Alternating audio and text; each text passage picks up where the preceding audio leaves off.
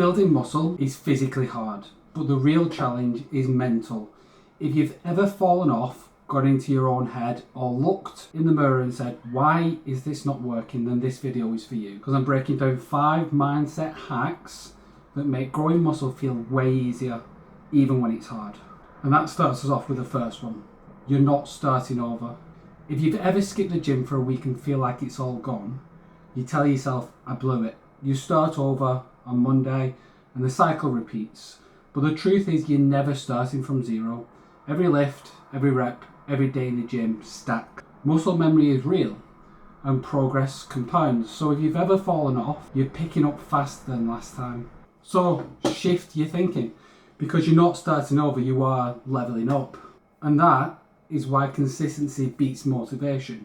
You won't feel motivated every single day, and that's okay, because you don't need motivation to make progress.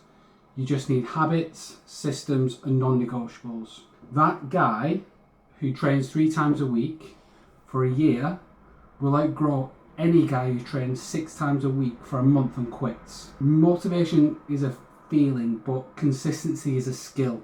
And if you can master that skill, muscle becomes almost automatic. And that's why most people avoid tracking, because they think it's pressure.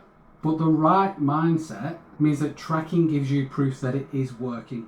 So a 5-pound jump on a bench press from last week, that 1 extra rep, even if it's a half rep, the new PR, the weight that you couldn't lift for 2 months, and now it's your warm up. Progress isn't always visible in the mirror, but it is visible on the page. So track it. Use that momentum to keep you going. And this also moves on to why you need to play the long game. The harsh truth is, muscle doesn't come fast. And it's not like fat loss where you can see changes week to week. This is a 6, 12, 24 month game.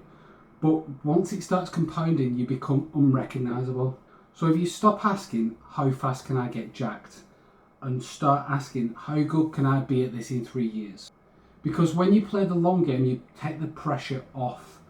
And that makes everything feel just a little bit easier. And taking the pressure off means that you don't have to be perfect. Sometimes you might miss a workout, eat off plan, have days where you feel like absolute garbage. And guess what?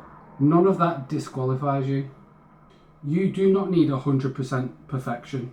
You need 80% consistency over 100 days. And that adds up. Perfection is just a lie that makes people quit.